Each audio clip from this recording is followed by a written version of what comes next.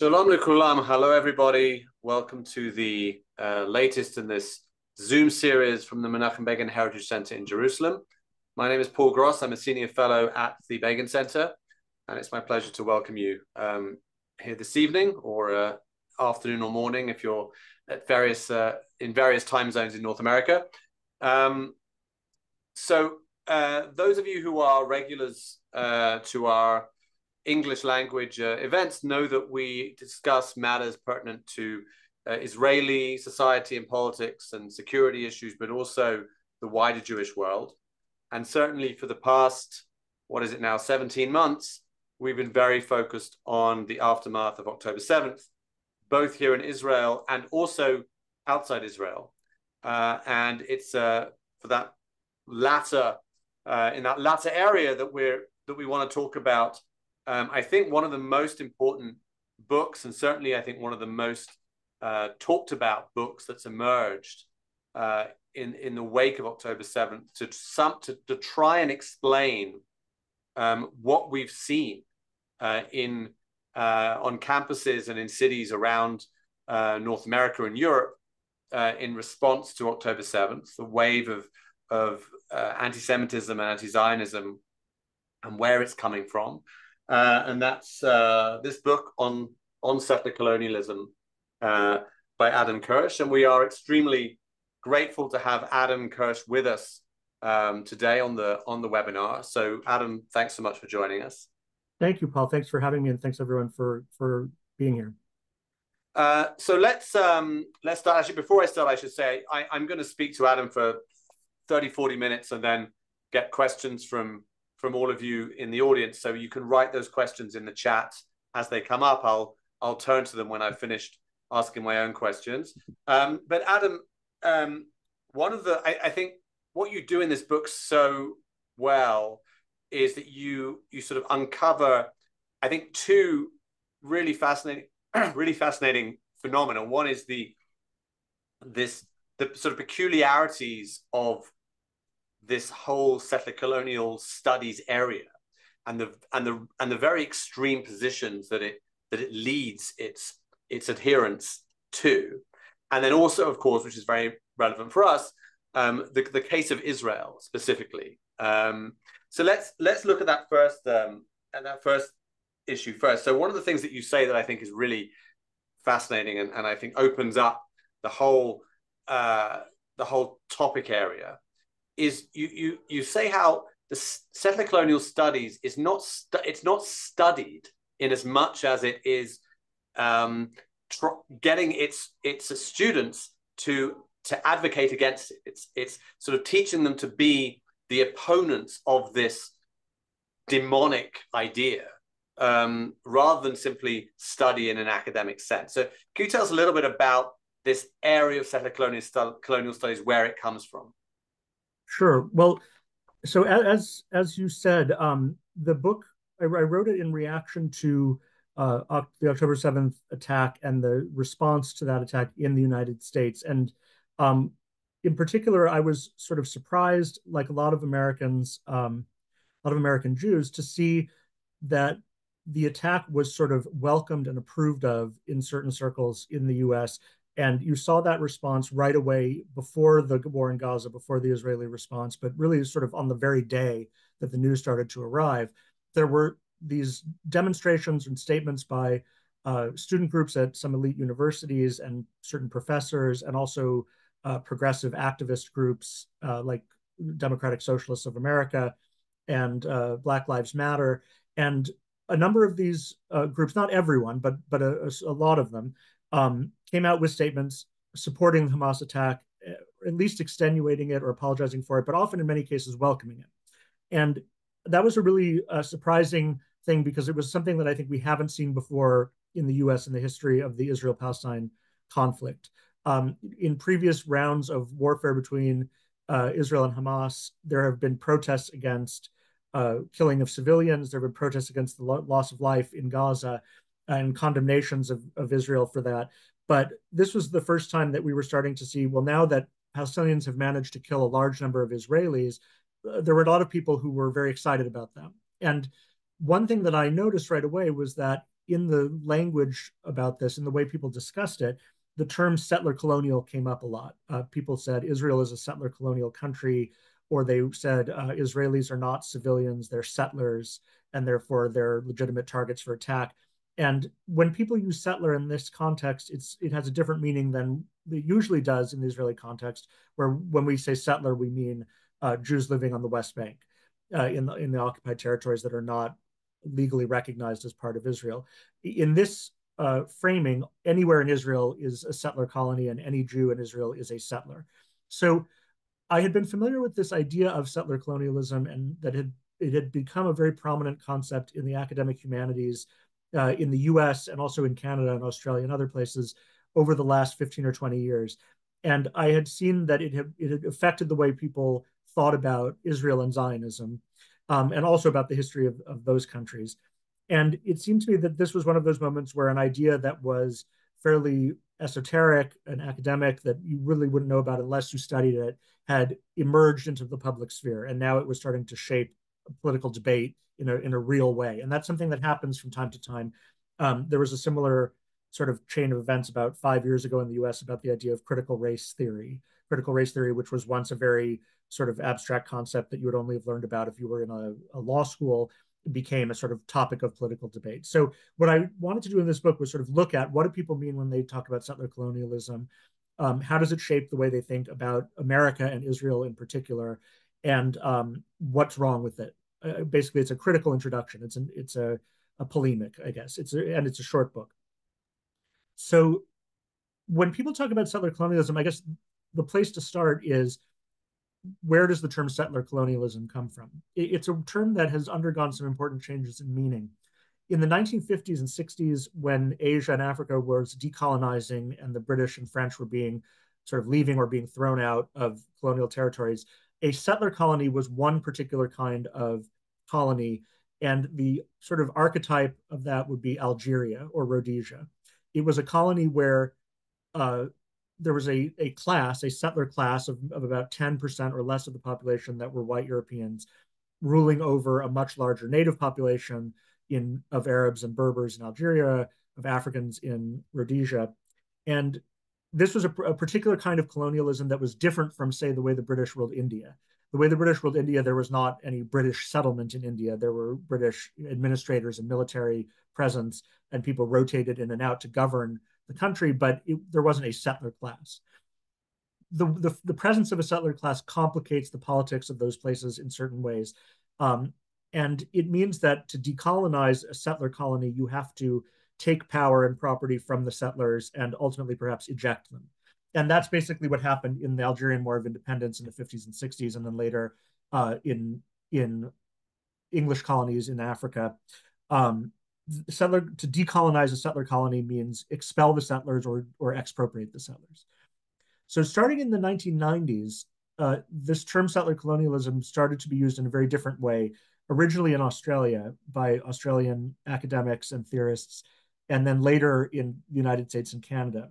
And it applied the term settler colony to those countries, saying Australia is a settler colony, America is a settler colony, or it's a product of settler colonialism.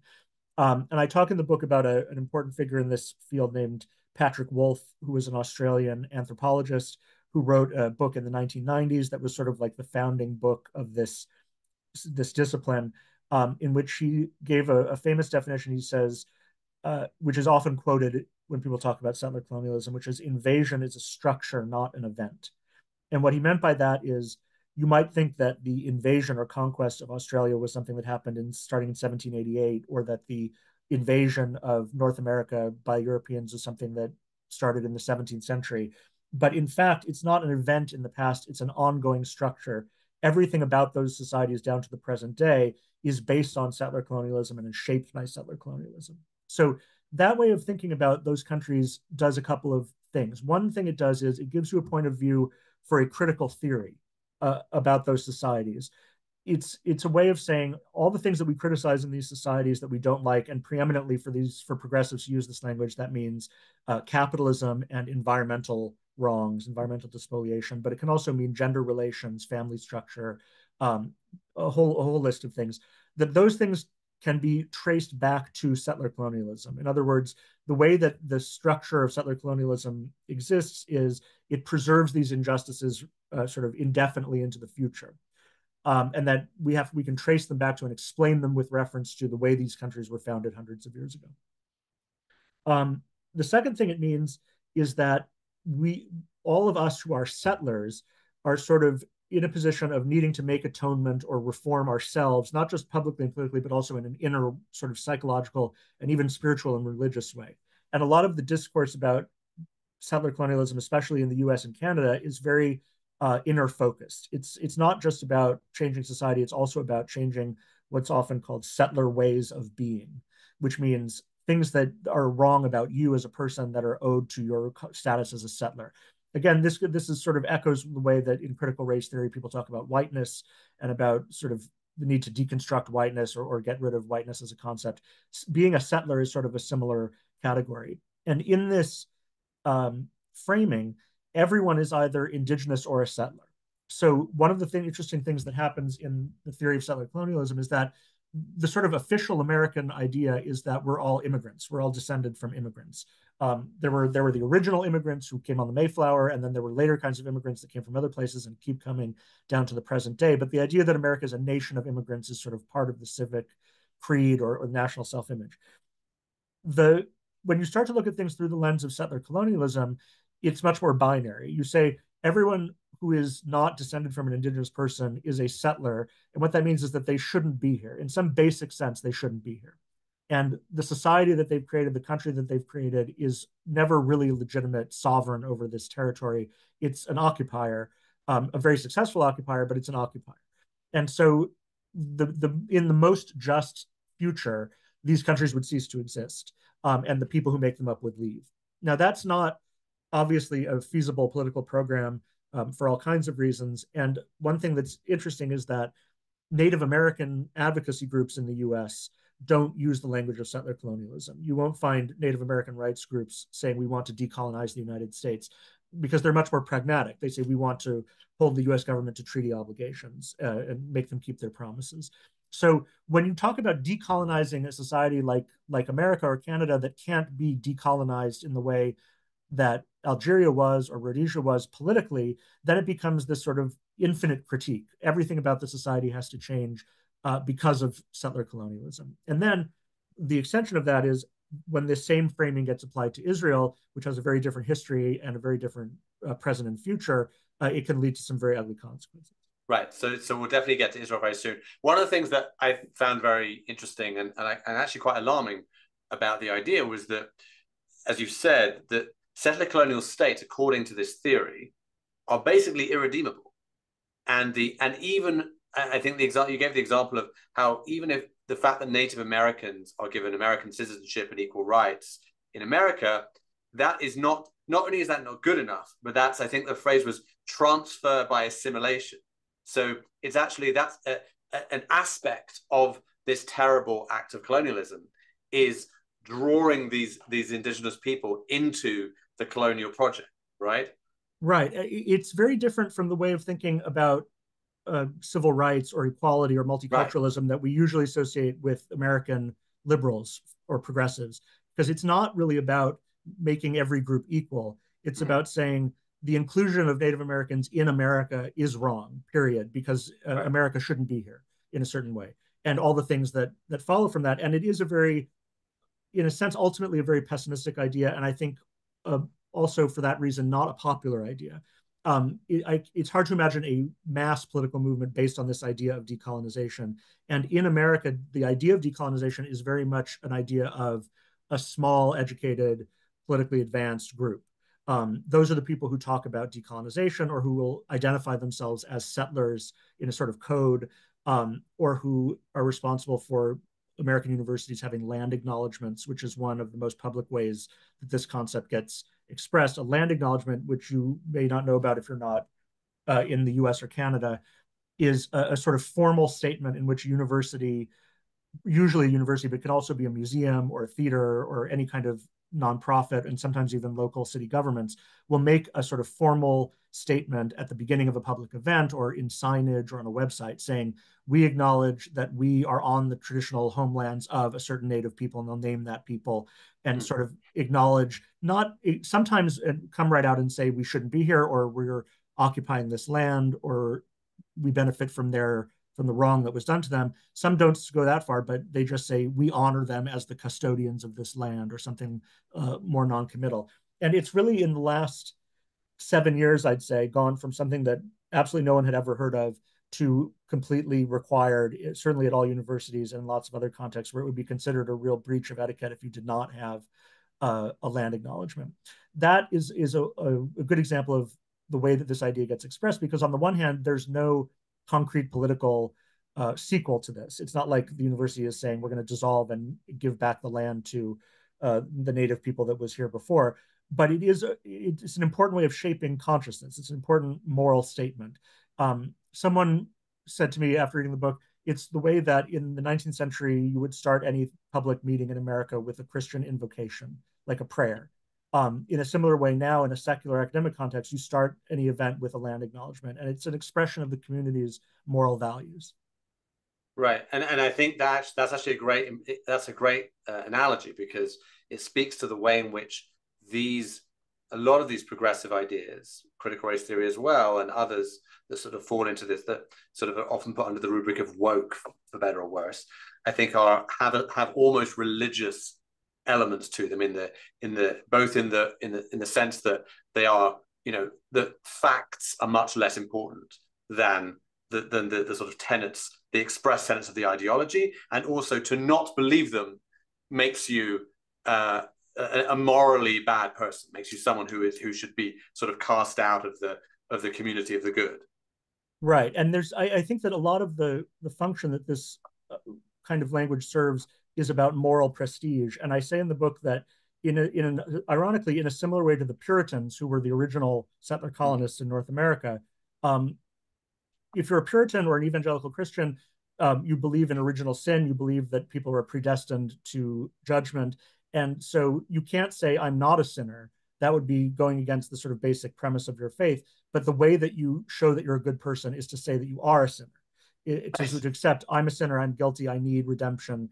And therefore, by acknowledging your sin, you are in a sort of paradoxical maneuver, you become better than the people who don't acknowledge their sin. And I think that same dynamic definitely happens with settler colonialism. The person who will say, I am a settler, I benefit from settler privilege, in doing that makes themselves a better person with more moral prestige than people who don't acknowledge that fact. I say that it's a sort of political theology, partly because it is irredeemable. It's not saying we can get rid of this stain in America's past. It's really saying this stain in America's past is the most important thing about America. It will always be with us. And attempts to imagine decolonization as a remedy for that are very nebulous, usually. It's very hard for people to say, well, what would it actually mean to decolonize the United States? You can't really see it happening in any concrete way. So it becomes much more about how do we root out colonial ways of thinking? And so people have written about things like decolonize your bookshelf, by which they mean read non-white authors, or decolonize your garden, meaning like plant native local species, not introduce species from somewhere else. So in a strange way, this is a progressive idea, but it manages to circle back around to ideas about soil and blood and indigeneity that are sort of not at all progressive and would in the past have been seen as reactionary. But because there's this idea that an indigenous people has a special status, a special kind of wisdom, a special connection to the land, there's a lot of sort of idealistic description of Native American life and the idea that the civilization that Western Europe brought to North America was very destructive and exploitive, and that if we could return to this sort of pristine past, we would be better off. Right. Just before I go on, there's a confirmation here from one of our audience, Lauren, who says that in Canada there's a land acknowledgement at all concerts and plays and lectures. Yes. Yeah.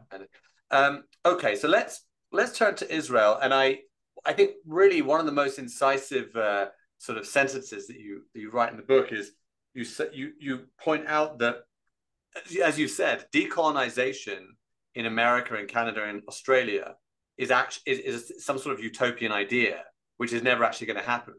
But what's different about Israel is that Israel is the one place where, if they identify it as a settler colonial state, which they do, that is a place that they can actually imagine being decolonized. That the idea of Israel being effectively removed as a colonial state seems possible.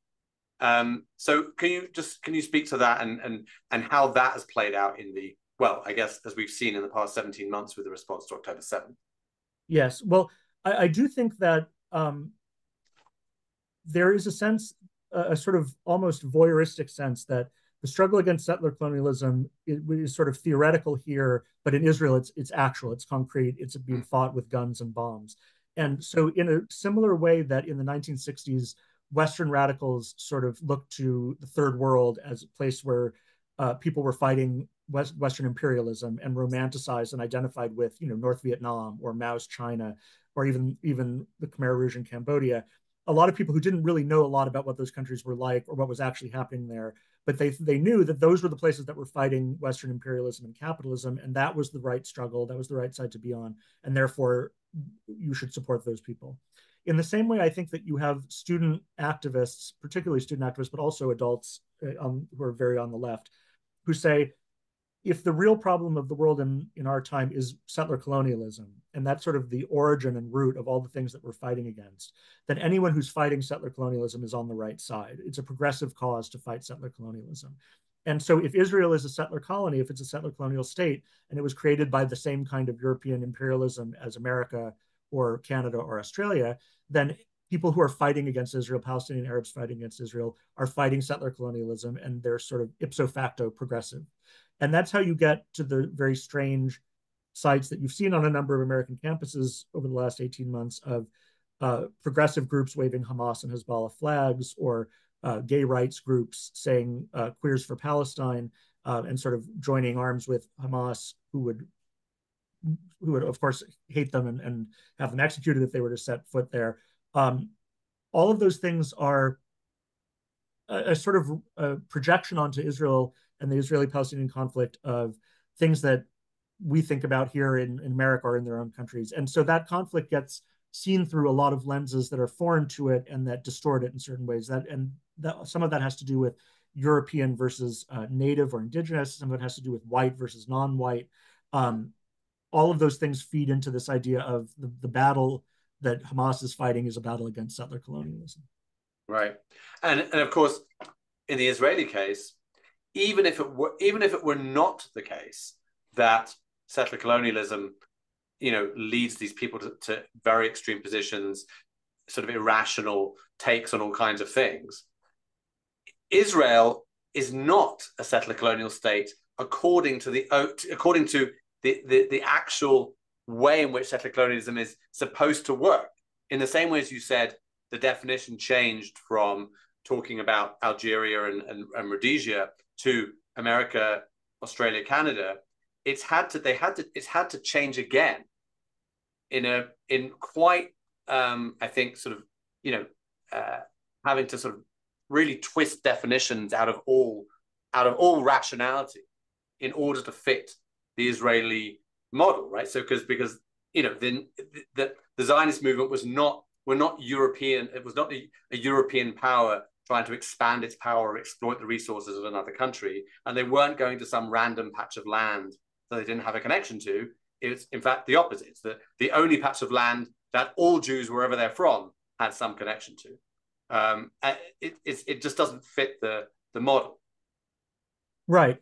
It's one of these situations where, of course, as we all know, there are the way that the history is told by different sides is very different. The sort of concepts and the experience of different sides is very different. In certain obvious ways, the history of Israel is completely different from the history of America or Canada. It's different, preeminently when you think about the size of the country, the number of people involved, the way it was founded, whether it had imperial backing, whether it was an imperial project. All of those things are completely different in Israel than in these other places. That is sort of all true, and it all has to be reinterpreted and distorted in certain ways to make it fit the paradigm. But I think that for theorists of settler colonialism, they have sort of adopted the Palestinian narrative which is that it is colonial to the extent that the Palestinian Arabs living in Palestine in the 19th century, early 20th century, did not want a Jewish state created on their territory. And Jews kept coming and, under the protection of the British Empire, created a state anyway. And so, in that sense, it was a colonial effort, it was a colonial enterprise to dispose of their land without their consent, without their will. That's one element in it. Then the other element in it, and I think people have alluded to this in the Q&A, is that it might be a different answer depending on whether you're talking about Israel proper and the occupied territories. Because in the occupied territories, I think that you do have a regime that is more similar to a settler colony, where the sort of power and control is the power of a small minority of the population, and the majority of the population is seen as a sort of obstacle to be administered and sort of cleared out of the way. So people, when I'm talking about this, people say, well, what about settlers in the West Bank? Isn't it true that Israel controls the West Bank in a colonial fashion? I think that that's much more true. People in the West Bank do not have legal equality. They don't have voting rights as Arabs in Israel do. Those are some classic hallmarks of colonialism. So I think that it's one of the reasons why it's a difficult subject to get to the bottom of, is that here, as in so many respects, Israel doesn't really fit any of the established models. It's different from the way that we usually think about all of these things. And there are endless complexities and there are endless twists and turns in the history over the last 150 years. And so people who really study Israeli history or Palestinian history know a lot more about it than people who come at it from the point of view of settler colonial studies. One of the interesting things about settler colonial studies is that it's not area studies. It's not studying the history of a country. And it doesn't mean you, for example, know Hebrew or Arabic. I think most of the people who theorize about this don't know those languages. It's about taking a theoretical model that was developed in English and applying it to this new situation. And as you said at the beginning, this is an engaged activist scholarship. The idea is not just to understand in a detached scholarly way, it's to sort of train students to enlist in a cause. And a lot of people will say that very openly, to say this is an engaged pedagogy. It's about changing the world, not just understanding it. And also for all that, the establishment of the state of Israel was in the context of a war against the other inhabitants of the land, the Palestinians as they came to be known, and the ongoing conflict. Despite all that, there's still an important difference in the way that the so-called indigenous population have fared as a result of the so-called settler colonialism. And you give this fantastic statistic which exemplifies this perfectly. You say that in the first 75 years after the British Puritans came to Massachusetts, the Native American population diminished from 140,000 to 10,000. 75 years after the establishment of the State of Israel, the Palestinian population in all of what was British Mandate Palestine increased fivefold. So right.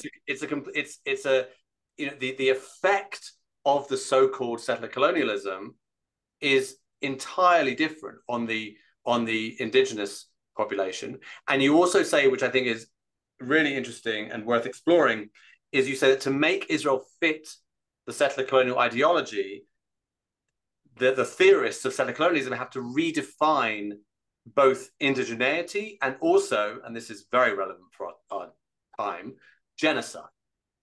Yeah, absolutely. Can you speak to those things? Sure. So the sort of at the root of the idea of settler colonialism is, and this is something that Patrick Wolf at the very beginning said, that settler colonialism is about genocide. It's about the replacement of an indigenous population by a colonial population. And that's what happened. The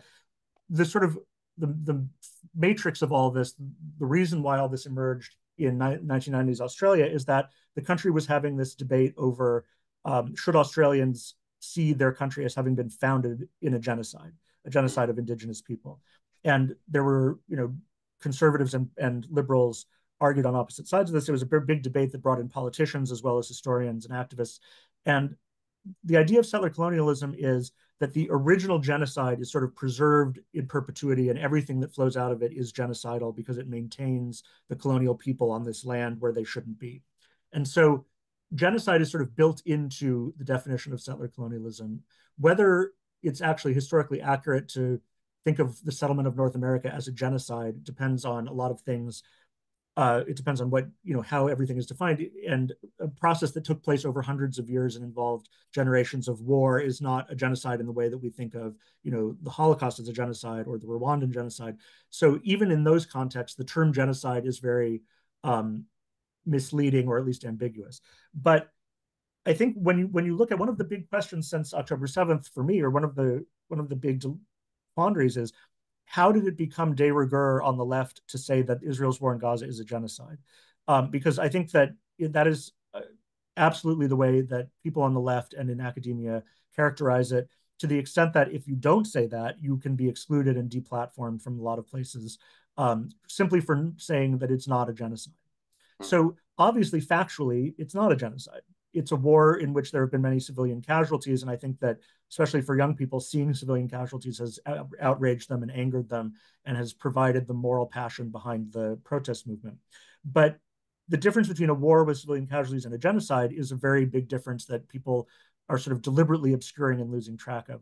I think the reason for that, one reason for it, is that by seeing Israel through the lens of settler colonialism, it sort of leads to the conclusion of Israel wants to do to Palestinian Arabs what the British settlers did to Native Americans, which is decimate them, destroy them, and remove them from the land. And so I say in the book, the definition of settler colonialism is one population replaces another population. And as you've said, that's not at all what's happened in Israel. In fact, it's the opposite. It's two populations of about the same size, about 7.5 million Jews and Arabs living in this territory side by side under a variety of different political regimes in different places. And that is why there is an Israeli-Palestinian conflict, because you have two peoples in the same place, because one did not replace the other, but sort of tried to create a toehold for itself in this land against great opposition. So the term genocide has to be misused and is misused habitually because of this settler colonial framing. Then the other concept that's distorted is the idea of indigeneity. What does it mean to be an indigenous people? It's sort of an article of faith in settler colonial studies, and you see it repeated everywhere, that Palestinian Arabs are an indigenous people and Jews are a European colonial people. So not only is that not true of the actual ancestry of the Jews in Israel now, because people are thinking about the early Zionists, they're not thinking about the current actual population of Israel and where they came from. But it sort of makes it impossible for settler colonial studies to understand the Zionist story, the Zionist idea, which is precisely that the creation of Israel was a victory against colonialism. It was a victory of an indigenous people returning to its homeland after it had been expelled and kept the memory of its homeland alive for thousands of years, and then finally came back, became a people in its own land with its own language and its own culture. And I say in the book that if you can imagine what it would look like to decolonize North America, if, for example, the United States were to say, take the American Southwest, it'll now be a Native American country. All Native Americans can go live there and speak their language and create their culture. That would really be like the creation of Israel. That would be like a story of Zionism. So in refusing to acknowledge Jews as an indigenous people of the land of Israel, settler colonialism sort of prevents itself from understanding what Israel is and how Israelis think about themselves. It just does not fit the concepts. It will not admit the basic data. And I think that one thing that's happened over the last 10 years is that younger activists in particular have started to see the idea that Palestinians are an indigenous people is very rhetorically effective in the West. It's an effective way of framing the conflict that gains sympathy for the Arab cause, so especially among younger people. So the idea that Palestinian Arabs are like Native Americans, that they're both indigenous people fighting settler colonialism, is something that in earlier generations, Palestinian leaders rejected and didn't want any part of because they saw it as defeatist, because after all, look at how North America ended up. But today, younger activists actively embrace that idea, and there are a lot of people writing, both Palestinians and non-Palestinians writing about Palestine, saying this is an indigenous people with a special connection to the land and a sort of aesthetic and spiritual connection to the land that Jews can never have. All kinds of nationalist rhetoric that is sort of reframed and renamed as progressive. And it's a very weird situation. One thing that I talk about in the book is that about 10 years ago, I think it was in 2016, there was an episode where a Sioux Indian tribe in North Dakota protested the construction of an oil pipeline under its land. It was called the Dakota Access Pipeline. It was going to bring oil from Canada into the United States. And it was going to go under the land of this tribe called the Standing Rock Sioux. And they protested it. They didn't want this built under their land for both environmental and spiritual reasons. And it became an international sort of incident because you had people fending off bulldozers and construction groups, and it was very dramatic. And left and progressive groups around the world sort of rallied around Standing Rock, and it became a cause in a similar way that Occupy Wall Street had been a cause in the U.S. a few years before. One of the things that happened at that time was that people started to say Standing Rock is Gaza.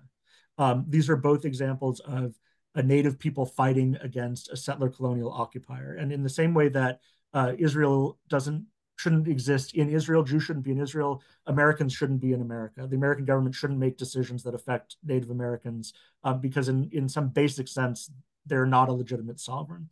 So you might think that those two situations have nothing in common. And of course, practically, they don't have anything in common. But the frame of settler colonialism allows them to be seen as two versions of the same thing.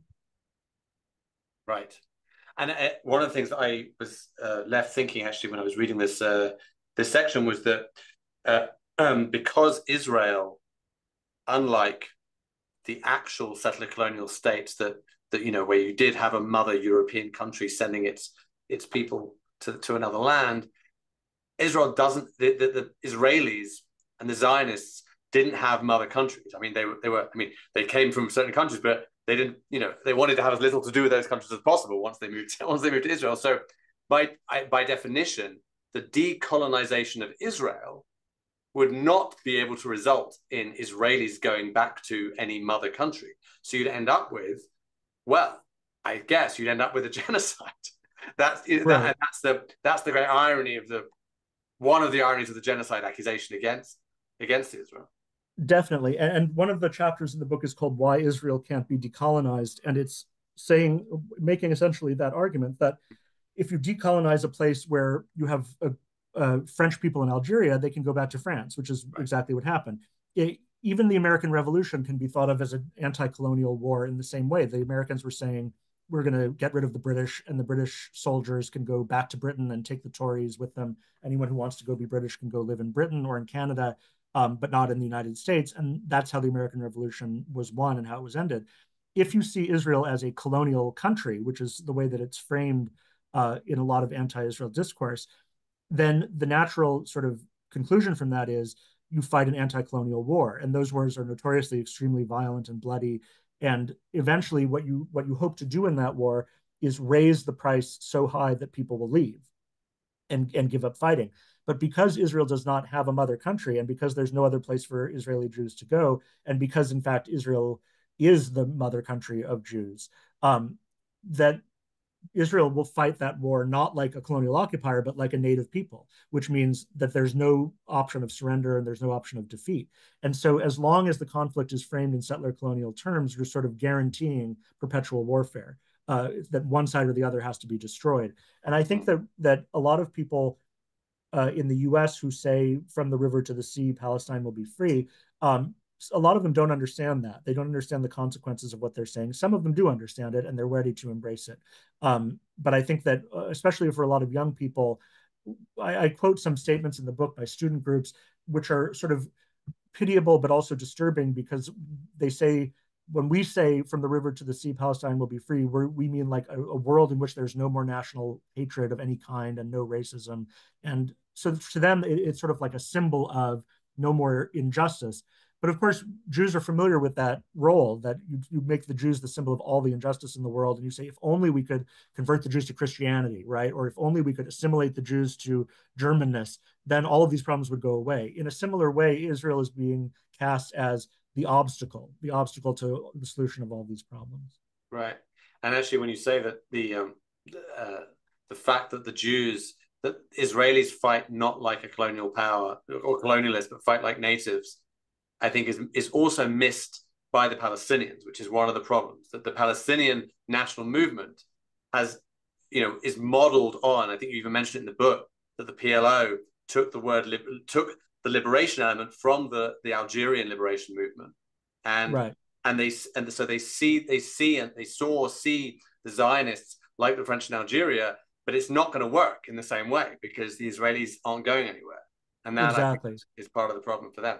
Exactly. And I think the um, public polling, I mean, polling of the Palestinian public over the last 6-7 years consistently finds that if you ask, should would you accept a two-state solution? Would you accept a Jewish state and a Palestinian state, or is it necessary to end the Jewish state? Majorities of Palestinians always say it's necessary to end the Jewish state. Because it really is about this national narrative. There can be only one people that's native to this land. The other people has to go. And as long as that's the case, there will never be peace. Right, right. There's a quote from British Foreign Secretary Ernest Bevin, when not a fan of the Zionist movement, but in the 1940s, when Britain was about to relinquish the mandate, and he was speaking in Parliament, and he said, and he was asked, how do you see the conflict between the Jews and the Arabs in Palestine? He said, the Jews will fight to the last to establish their own state, and the Arabs will fight to the last to prevent the Jews from having a state. Yeah.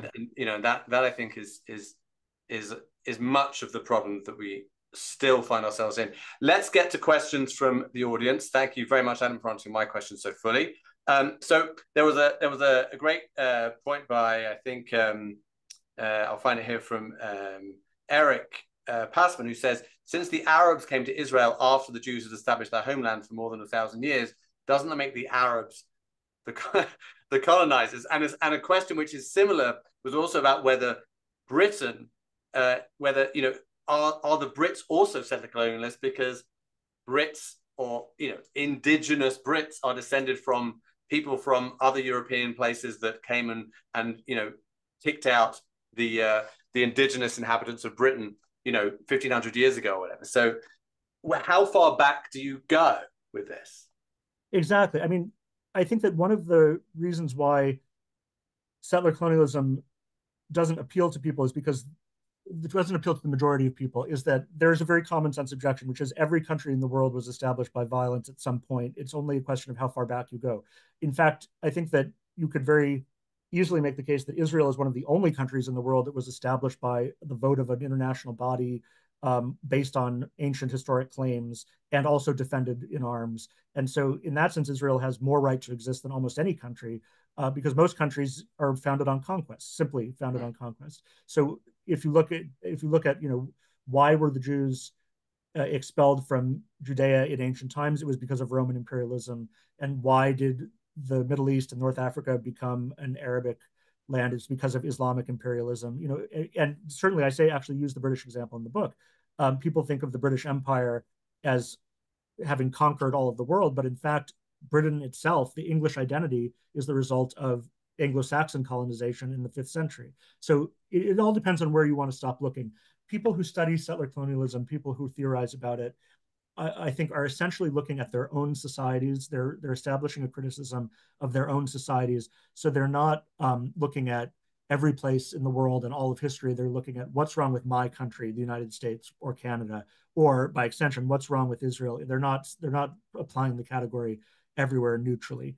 So that's absolutely true.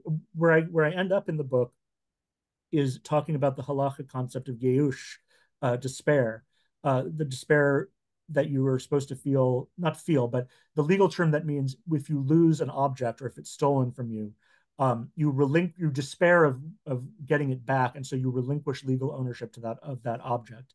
And in the Talmud, there's discussion of this.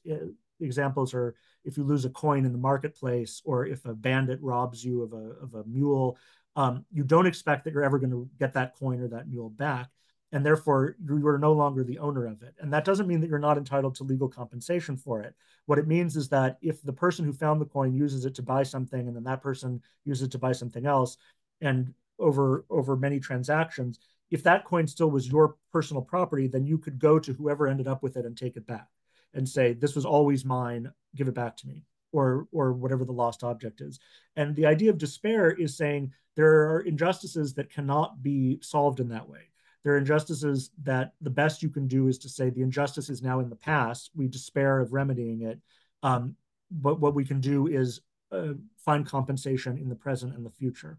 So in a certain way, looking to the past and wanting to avenge the injustices of the past is a very normal and, in a way, admirable human instinct. But it also is a recipe for endless war and conflict, because anywhere you look in the world, there are ancient grievances that can be reignited. And I think you can see a good example of that in what's happening in Ukraine right now. The Russian idea is there's no such thing as Ukraine. This is always part of Russia, and therefore it's our right to come and take it back. If you wanted to go back far enough, you could say something like that anywhere. And so you have to balance what can realistically be remedied and what are the rights and needs of actual living people. How can we create a better future rather than remedying or redeeming the past? Yeah, there's it's not a question, it's a statement, but I think it's an interesting one from Lauren, who says that she's met Canadian Inuits who visit Israel regularly because they're impressed with the indigenous people reviving their language and their rebuilt land. I actually recently, a few months ago, met someone visiting someone from New Zealand who I'd assumed was Jewish, but it turned out was a Maori from New Zealand who was also in Israel for a similar reason, had a similar sort of sense of affinity with Israel. And interestingly, yeah. the same is true in African American history. I think that now there's a lot of sort of the default assumption is that African American progressives don't like Israel because they identify with Palestinians as a non-white people, a subject people. But historically, Black nationalists definitely liked Zionism and were drawn to it. People like Marcus Garvey and a lot of figures in the sort of Harlem Renaissance, the awakening of Black culture in the US in the early 20th century, they looked to the Zionists as role models. They said, this is exactly what we want. We want to create our own homeland or return to our homeland. Yeah. There's a question from Jacqueline who says, would Jews coming to live in the area of Israel, what is now Israel, during the time of the Ottoman Empire also be considered settler colonialists? As in, does it have to be that they're establishing their own state, or what if they were coming here under the auspices of an empire, or is that just not on the radar? I think that to people who criticize Zionism as settler colonialism, they would say yes. They would say that was the beginning of the colonial process, and they would say, although there was no imperial power sponsoring these people, yet they were white Europeans and they were coming into someone else's land to settle there. Of course, that's one of the most important places where the idea breaks down, because the original Zionist settlers in Israel were volunteers and they were small groups, and not only were they not being sponsored, but they were coming sort of in defiance of an imperial power. So it was not an imperial project. If you look at, at the very same time when Britain and Germany and France were carving up Africa, they were sending out armies in order to kill people and take resources. And that's sort of the opposite of what the Zionists were doing. They were coming in small groups to create farming communities in this land. So yes, I think you're right to say that it's not the same thing, but I think that for critics of Zionism, they do interpret it as an example of settler colonialism. And Jonathan asked a very pertinent question. Do settler colonial theorists recognize colonialism by any non-European peoples? Right. Very seldom. It's very seldom. I mean, there are people who will say yes, and will give other examples like the Japanese occupation of Manchuria or the Chinese occupation of Tibet. Those are both things that have been called settler colonialism. And there are even people who will say, look at other parts of history in the ancient world. But I'd say that 95% of what's written about as settler colonialism is about Australia, US, Canada, and Israel. Because again, it's a Western self-criticism. It's not really an objective historical discipline. It's a critical theory. I mean, if you go back far enough, and actually not that far in the grand sweep of history, large parts of what is now the Arab world were not populated by Arabs, right? Absolutely, absolutely. Right. The question here from Raviv, who asks do you think that, well, he refers specifically to current Israeli ministers, Ben-Gvir and Smotrich. Ben-Gvir is not currently a minister, but recently a minister, Ben-Gvir, and current minister Smotrich, where the rhetoric and the policies and the actions of the more extreme right figures in Israeli politics serve to undermine the case for arguing that Israel is not a settler colonial state. Yes, definitely. And I think that it all depends on which Israel, what part of the country's policies, what geography you're talking about. When people talk about the West Bank, they have more grounds than if they were talking about Israel proper. One of the things that I say in the book is that the idea of settler colonialism makes no distinction between Israel and occupied territory. It's all, in a sense, occupied territory because Jews should not be there. That's the settler colonial idea. So that was the logic by which people said when Hamas kills civilians, they're not really killing civilians because civilians and settlers are two different categories. On the other hand, there are people who say there's no distinction between Israel and occupied territory because it's all belongs to Jews. It all should be part of Israel. It was all promised in the Torah. That's another way of coming to the conclusion of there's no distinction between the two. I'm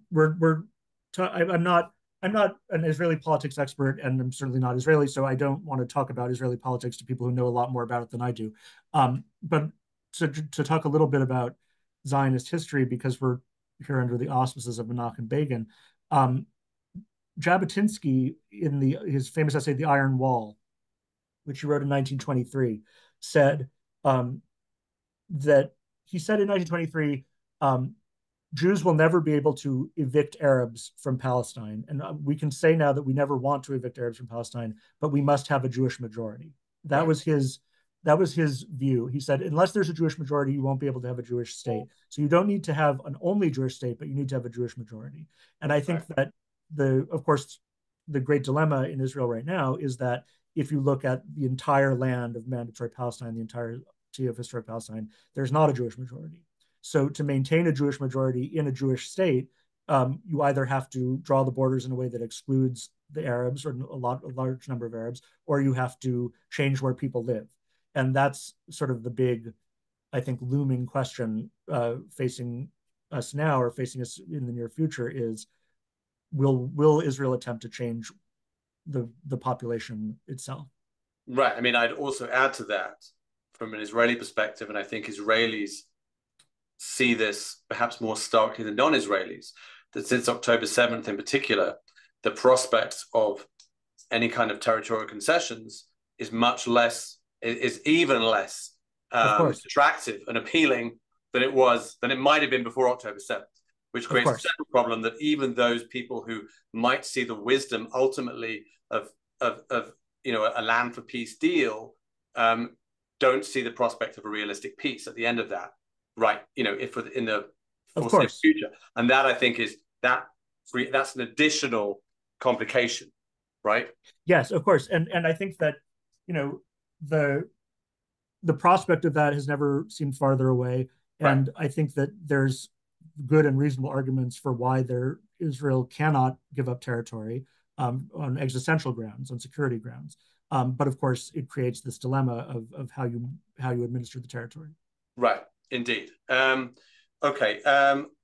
Let me just check. I think there was another question I wanted to ask.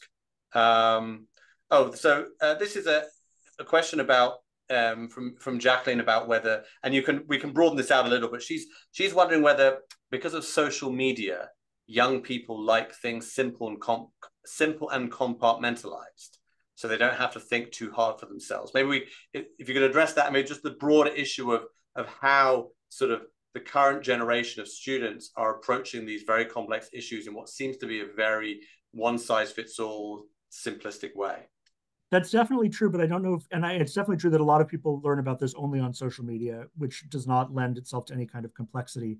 But I think it's not a new phenomenon. I think that you can see similar things in the 60s, you can see similar things in the 1930s, where there were different ideologies that appealed to young progressives that were equally bad and sort of oversimplifying. And I think a lot of it has to do with just being young and having a lot of moral passion and not much knowledge or experience. So maybe social media makes that even worse or amplifies it. It certainly amplifies the spread of some bad ideas, but I don't know if it's to blame. Okay.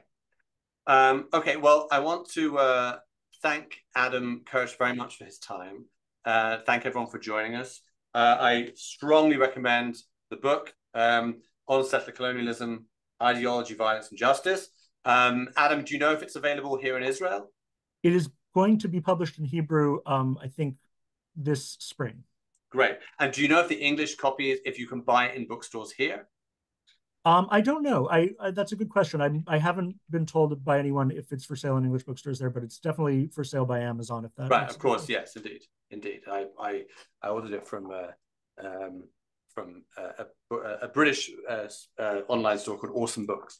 But yeah, certainly on Amazon. And for those of you in Israel, good recommendation from Larry. Try Pomerantz in Jerusalem that does stock a lot of English books on Israel and Judaism. Thank you everyone for joining us. For those not on my mailing list who would like to be, drop me an email, paulg@begancenter.org.il, and then you'll get information, up-to-date information about all the English events that we have, both in person and on Zoom, and also recordings of these events. Anyone who missed any part of this, it has been recorded and will be up on YouTube in a couple of days. So thank you, everyone. Thank you very much, Adam, and good luck with the book. It's a really, I think, critical contribution to the debate. Thank you very much. Thank you very much, and thanks, everyone.